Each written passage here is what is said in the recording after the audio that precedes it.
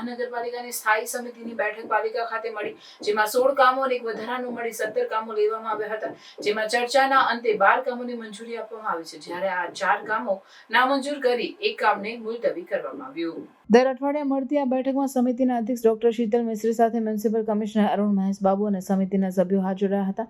Commissioner તરફથી આવેલ કામો બાબતે ચર્ચા વિચારણા કરી 12 કામોને મંજૂરી આપવામાં આવી છે, જેમાં સોલિડ વેસ્ટ મેનેજમેન્ટ, ટ્રાફિક શાખા, કાર્યપાલક ઇજનેર, પશ્ચિમ ઝોનની કચેરી, રોડ પ્રોજેક્ટ શાખા, સયાજીબાગ ઝૂ શાખા, ડ્રેનેજ પ્રોજેક્ટ શાખા સહિતના કામો મૂકવામાં આવ્યા. ખર્ચાના અંતે વરસાદી ગટર નાખવાના 3 કામો અને પૂર્વ ઝોનમાં ટીપી રસ્તો, કાર્પેટ સીલકોટ કરવાના કામને નામંજૂર કરવામાં આવ્યા હતા. સાથે અનેક પ્રોજેક્ટ શાખાનું રૂપારેલ કાચને કવર્ડ કરવાના કામને મુલતવી કરવામાં આવ્યું હતું, જ્યારે બીજા કામો મંજૂર કરવામાં આવ્યા હતા. સ્થાયી સમિતિની મળનારી આજની બેઠકમાં 16 રેગ્યુલર દરખાસ્ત અને એક વધારાની દરખાસ્ત, એમ ટોટલ 17 દરખાસ્તો મૂકવામાં આવી હતી. આમાંથી 4 દરખાસ્તો નામંજૂર કરી છે અને એક દરખાસ્તને મુલતવી રાખવામાં આવી છે. દરખાસ્તોની વાત કરીએ તો મકરપુરાની લેન્ડફિલ સાઇટ ઉપર 28/11/2023 થી 24/12/2023 સુધી ઇજારો પતી ગયો. ત્યાર પછી સોલિડ વેસ્ટની કામગીરી કરવામાં આવી હતી. સ્ટેટ લેવલ મોનિટરિંગ કમિટીના સૂચનના આધારે અને સ્વચ્છતા સંરક્ષણના લીધે આ 2 મહિના જે કામગીરી કરી હતી એના બિલ માટે ઓડિટનો વાંધો હતો 1,70,20,681. આ બિલને રાજ્ય સરકારની સૂચના અને સ્વચ્છતા સંરક્ષણના લીધે કમિશનરની સૂચનથી આ કામ કરવામાં આવ્યું હતું. આ ખર્ચને મંજૂર કરવામાં આવે છે. ઉત્તર ઝોનના અને પશ્ચિમ ઝોનમાં જે વિવિધ રસ્તાઓના હોટ એપ્લાઇડ થર્મોપ્લાસ્ટિક પેઇન્ટ કરવાનું કામ હતું, 1,10,00,000 બંને ઝોનમાં મંજૂરી માગી હતી. એના બદલે 50 લાખની નાણાકીય મર્યાદામાં આ કામગીરી કરવાની રહેશે. ત્યારબાદ એક્સટેન્શન માટે ફરી સ્થાયી સમિતિમાં આવવાનું રહેશે. વોર્ડ નંબર 9માં વરસાદી ગટર નાખવાનું કામ હતું. વોર્ડ નંબર 9માં મિલકેન્ટ હાઈવેથી બ્રોડવે સ્કાયવાળા રસ્તે વરસાદી ગટર નાખવાનું કામ હતું. વોર્ડ નંબર 9માં સાયનોવી એટમોસ્ફિયરથી વેસ્ટ બેંક વાળા રસ્તે વરસાદી ગટર નાખવાનું કામ હતું. અને વોર્ડ નંબર 5માં કલર હોસ્પિટલથી બાપોતરાડી ઓફિસ સુધી કાચો પાકો રોડ કામ હતું. આ 4 કામોને નામંજૂર કરી અને શોર્ટ રિટેન્ડરિંગ કરવાનું નક્કી કરવામાં આવ્યું છે. રોડ પ્રોજેક્ટ શાખા દ્વારા 25 લાખની નાણાકીય મર્યાદા ઉત્તર ઝોન માટે માગવામાં આવી હતી, જેને મંજૂર કરવામાં આવી છે.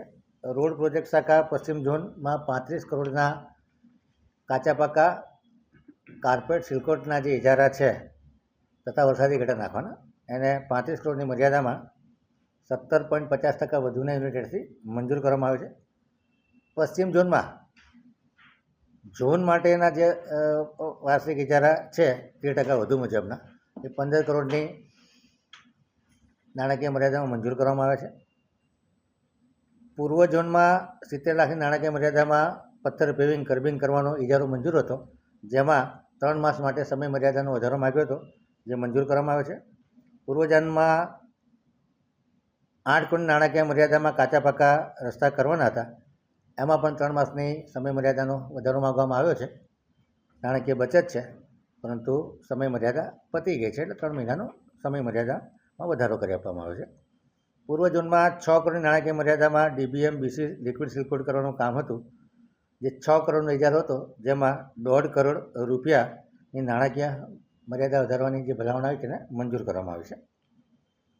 ફ્યુચર સ્ટેટ પ્લાનિંગ સેલ દ્વારા વિશ્વામિત્રી નદી વાઇડનિંગ રિસેક્શનનું કામ ચાલે છે, ત્યારે એના જે બેંક છે એની માટીનું ધોવાણ ન થાય એ માટે જીઓ ટેકનિકલ સોલ્યુશન માટે કોયર પાથરી એની પર જીઓ ટેક્સટાઇલ ફેબ્રિક લગાડી અને જે વેજીટેબલ ઘાસનું પ્લાન્ટેશન કરવાનું છે, આ કામને 1,35,000 ચોરસ મીટરની ક્વોન્ટિટીને 4,91,19,914 રૂપિયા, કે જે 12.60% એસઓઆરથી નીચા ભાવે એને મંજૂરી આપવામાં આવી છે.